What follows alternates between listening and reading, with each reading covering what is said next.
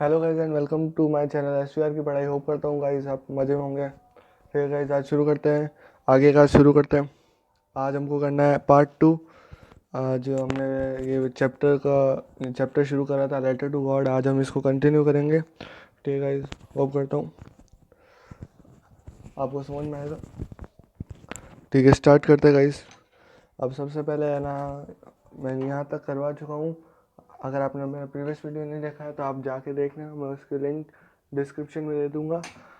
अब आगे से शुरू करते हैं। आगे का अभी मैं आपको बताता हूँ। हमको आगे से शुरू करते हैं। ठीक है गाइस, एक बार पीछे का थोड़ा वापस बता देता हूँ, रिकैप कर देता हूँ। एक फार्मर होता है लेंचो, जो एक वैली में रहता है। जो वैली में रहता है, जो उसका घर है ना एक टॉप पे होता है, एक लो हिल के। और उस वैली में एक वो सिंगल ही हाउस होता है जहाँ पे वो रहता है, और उसके पास एक कॉर्नफील्ड होती है, और उसकी कॉर्नफील्ड हेलस्टॉर्म की वजह से डिस्ट्रॉय हो जाती है। ठीक है, वो आगे पढ़ेंगे।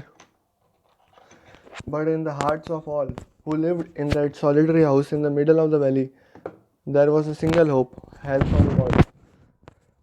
इस लाइन के थ्रू ऑथर कहना चाहते हैं, जो भी उस घर में रहते थे उनके दिल में एक, इन दैट सॉलिटरी हाउस मतलब जो अलोन हाउस था, पूरी वैली में एक ही घर था, उनके जो मेंबर्स था, उनके दिल में बस एक ही होप थी। वो क्या थी? हेल्प फ्रॉम गॉड, कि किसी भी तरह उनको भगवान से मदद मिल जाए। Don't be so upset even though this seems like a total loss, remember no one dies of hunger. हमें उदास नहीं होना चाहिए। अगर ये हमको पूरा नुकसान, उनकी पूरी फसल का नुकसान हो गया था, उनके पूरे साल भर का नुकसान हो गया था, फिर भी हमें हमेशा याद रखना चाहिए कि कोई भी भूख से नहीं मरता। That's why, that's what they say, no one dies of hunger. यही वो कहते हैं, कोई भी भूख से नहीं मरता। All through the night लैंचो thought only of his one hope, the help of God, whose eyes, as he had been instructed, see everything, even what is deep in one's conscience. All through the night, पूरी रात लैंचो बस एक ही चीज़ सोचता रहा कि उसे किसी भी तरह भगवान से मदद मिल जाए, किसी भी तरह भगवान से मदद मिल जाए। क्योंकि भगवान सब देखता है।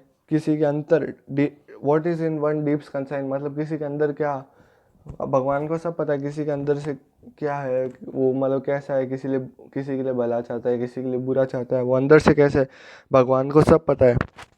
इसीलिए कहता है, what is in one's deep conscience, God knows everything.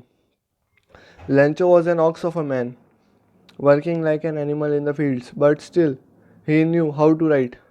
Lencho was an aux, Lencho इसका मतलब है, लेंचो एक बहुत हार्ड वर्किंग इंसान था। वो जानवरों की तरह काम करता था फील्ड्स में, मतलब बहुत मेहनती था, बहुत टाइम देता था अपनी फील्ड्स को और बहुत मेहनत करता था। फिर भी उसको पता था वो कैसे कोई चीज़ को, लेटर को कैसे लिखते हैं। The following Sunday at daybreak, जब उसका जो अगला संडे आया, वो डे ब्रेक के टाइम एक लेटर लिखने लगा, which he himself would carry to town and, और फिर उस वो लेटर को टाउन ले गया और उसको मेल बॉक्स में प्लेस कर दिया। वो ये एक सिंपल लेटर नहीं था, वो एक ये लेटर था गॉड के लिए। God, he wrote, if you don't help me my family and I will go hungry this year. I need 100 pesos in order to sow my field again and to leave until the crop comes because the hailstorm. वो अपने letter में लिखता है, God अगर आपने मेरी मदद नहीं की तो मैं और मेरी फैमिली इस साल भूखे मर जाएंगे, और मुझे 100 पीसोस चाहिए वापस अपनी फील्ड को सो करने के लिए, और क्योंकि हिलस्टॉर्म ने मेरी पूरी फील्ड बिगाड़ दी है। He wrote to God on the envelope, put the letter inside and still troubled went to town at the post office, he placed the stamp on the letter and dropped it into the mail box. उस इसने letter को लिखा, to God, put the letter inside. उसने letter को envelope के अंदर डाला और वो चला गया टाउन लेटर को पोस्ट करने के लिए। उसने लेटर पे स्टैंप लगाया और उसको मेल बॉक्स के अंदर डाल दिया। One of the employees who was a postman and also helped at the post office went to his boss laughing heartily and showed him the letter to God. उनका एक employ जो post office पे काम करता था, went to his boss, वो अपने boss के पास गया हंसते हंसते, और उसने दिखाया कि बॉस के एक लेटर आया गॉड के लिए। Never in his career as a postman had he known that address, the post master. उसने अपने करियर में कभी भी एड्रेस नहीं देखा था, the God. The post master, a fat amiable fellow, also broke laughing out, but almost immediately he turned across Sirius and tapping the letter on his desk, commented, "What faith! I wish I had the faith of the man who wrote this letter," starting up a correspondence with जो post master था, जो उसका boss था, वो एक बहुत अच्छा fellow था, बहुत एमिएबल था, मतलब बहुत फ्रेंडली था, सबके साथ बहुत अच्छा व्यवहार करता था। ऑल्सो ब्रोक आउट, वो भी हंसने लगा, लेकिन फिर वापस थोड़ी देर में वो एकदम से सीरियस हो गया। उसने लेटर को डेस्क पे रखा। व्हाट फेथ, उसने कहा, क्या श्रद्धा है, भगवान में क्या श्रद्धा है, I wish I had the faith. वो कहता है, मैं दुआ करता हूँ कि मुझ में भी ये फेथ होती। क्या फेथ है उस बंदे में जिसने ये लेटर लिखा है गॉड को, starting up a correspondence with God.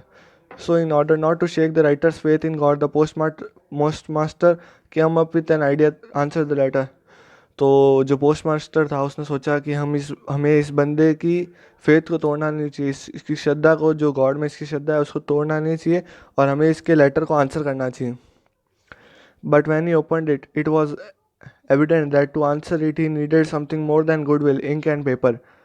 But he stuck to his resolution. He asked for money from his employees. He himself gave part of his salary, and several friends of his were obliged to give something for an act of charity.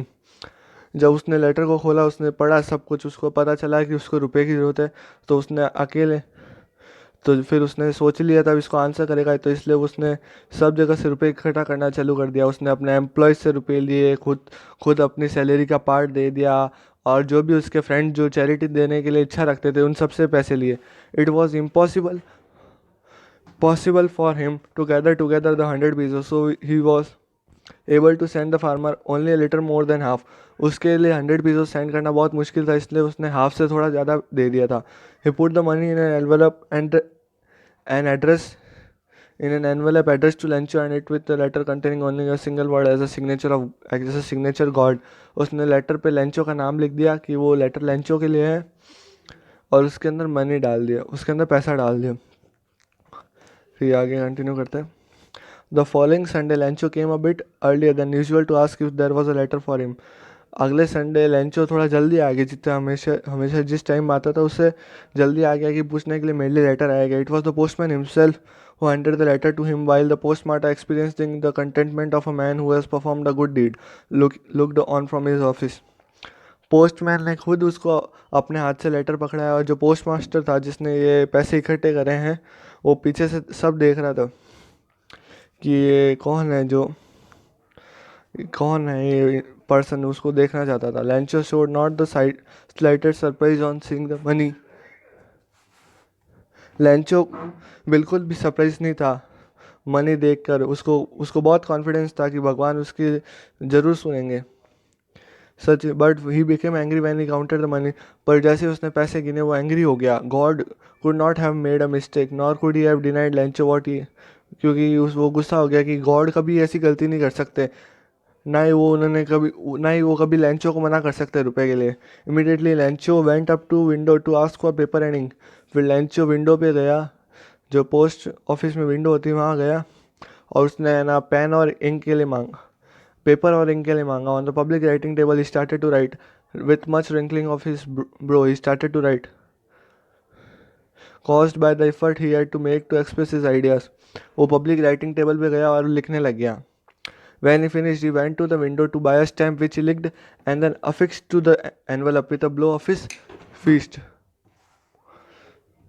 फिर वो उसने जैसे लिख दिया, फिर वो गया window से, उसने स्टैम्प खरीदा और उस पर चिपका दिया। The moment the letter fell into the mail box of the postmaster went to open.